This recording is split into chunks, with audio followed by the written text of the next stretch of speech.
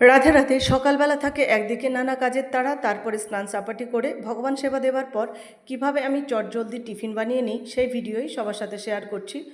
আমি প্রথমে কয়েকটি আলুকে এভাবে টুকরো করে কেটে ভালোভাবে ধুয়ে জল ছড়িয়ে একটি বাটিতে নিয়ে নিলাম। তারপর তার মধ্যে দিয়ে দিলাম পরিমাণ মতো জল, এরপর দিলাম এর মধ্যে পরিমাণ মতো লবণ, তারপরে এর মধ্যে অ্যাড করে দিলাম কিছুটা হলুদ গুঁড়ো, তার মধ্যে দিলাম অল্প একটু চিনি, এরপর একটু লঙ্কার গুঁড়ো দিলাম, তারপর এর মধ্যে মিশিয়ে দিলাম কিছুটা টমেটো কুচি এবং কয়েকটা কাঁচা লঙ্কা চিড়ে দিলাম, দিয়ে দিলাম একটুখানি কাঁচা সর্ষের তেল। এরপর পাত্রটির মুখ বন্ধ করে গ্যাস ওভেন জ্বালিয়ে আমি কিছুক্ষণ এটাকে রান্না করে নেব।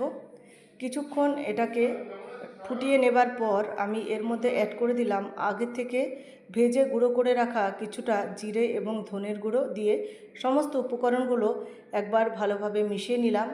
দিয়ে আমি পাত্রের মুখে ঢাকা দিয়ে কিছুক্ষণ ফুটতে দিলাম। এদিকে আমি আগে থেকেই কিছুটা আটা মেখে রেখেছিলাম, একটু নুন এবং জল দিয়ে সামান্য চটকে আটা আমি ঢেকে রেখে দিয়েছিলাম।